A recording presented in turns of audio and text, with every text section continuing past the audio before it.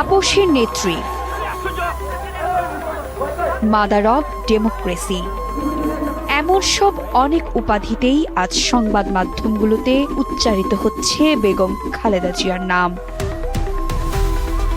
তার মৃত্যুর খবর আজ প্রায় প্রতিটি আন্তর্জাতিক সংবাদ মাধ্যমেও।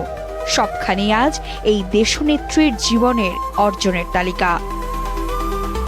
৮০ বছর বয়সী বাংলাদেশের প্রথম নারী প্রধানমন্ত্রী খালেদা জিয়ার মৃত্যুর কথা দিয়ে শিরোনাম করেছে বিবিসি নিউজ। সম্প্রতি কিভাবে তার শারীরিক অবস্থার অবনতি হয়েছে সেই খবরকে গুরুত্ব দিয়েছে বিবিসি। তাকে ক্ষমতাচ্যুত প্রধানমন্ত্রী শেখ হাসিনার চির প্রতিদ্বন্দ্বী উল্লেখ করে সংবাদ শিরোনাম করেছে অ্যাসোসিয়েট প্রেস। রয়টার্সের সংবাদেও খালেদা জিয়ার শারীরিক অসুস্থতার বিস্তারিত তথ্য প্রাধান্য পেয়েছে। তার রাজনৈতিক সংগ্রাম আর উত্থানকে গুরুত্ব দিয়ে সংবাদ করেছে দ্য গার্ডিয়ান। রাশিয়ান সংবাদ মাধ্যম তাসের সংবাদে বেগম খালেদা জিয়ার কারাবাস আর রাজনৈতিক সংগ্রামকে সামনে আনা হয়েছে। তার মৃত্যুতে ৩ দিনের রাষ্ট্রীয় শোকের খবর জানিয়েছে কাতার ভিত্তিক সংবাদ মাধ্যম আল জাজিরা। সেখানেও প্রাধান্য পেয়েছে তার দীর্ঘ অসুস্থতার কথা। ডয়েচে ভেলের খবরে তার রাজনৈতিক সংগ্রামের কথা গোছানোভাবে উঠে এসেছে।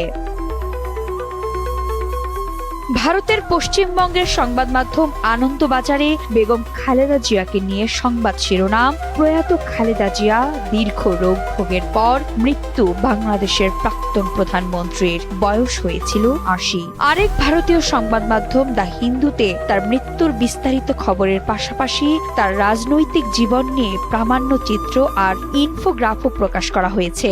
রাজনীতিতে খালেদা জিয়ার অবদানের লম্বা ইতিহাস এনডিটিভিতেও গুরুত্বের সঙ্গে উঠে এসেছে। নিক্কেই এশিয়াতেও খালেদা জিয়ার মৃত্যুর খবর প্রকাশিত হয়েছে। তার শারীরিক অসুস্থতার খবরকে শিরোনামে এনে দীর্ঘ প্রতিবেদন প্রকাশ করেছে পাকিস্তানি সংবাদ মাধ্যম দ্য ডন। এপিতে প্রকাশিত এই সংক্রান্ত সংবাদটি আবার প্রকাশ করেছে সিএনএন, ফক্স 21 এবং গালফ নিউজ। বাংলাদেশের সাবেক এই প্রধানমন্ত্রীর মৃত্যুর খবর খালিজ টাইমসেও এসেছে। আরব নিউজে মৃত্যুর খবরের পাশাপাশি তার আপসীন সংগ্রামের খবর গুরুত্ব পেয়েছে। সংবাদ মাধ্যম দ্য ইকোনমিক টাইমসেও খালেদা জিয়ার জীবন নিয়ে খবরের পাশাপাশি তথ্যচিত্র প্রকাশ করা হয়েছে।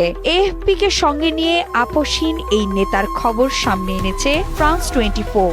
বিলাসিতাকে উপেক্ষা করে কারাবাসের জীবনকে তার বরণ করার কথা উঠে এসেছে দ্য স্ট্রেইট টাইমসেও।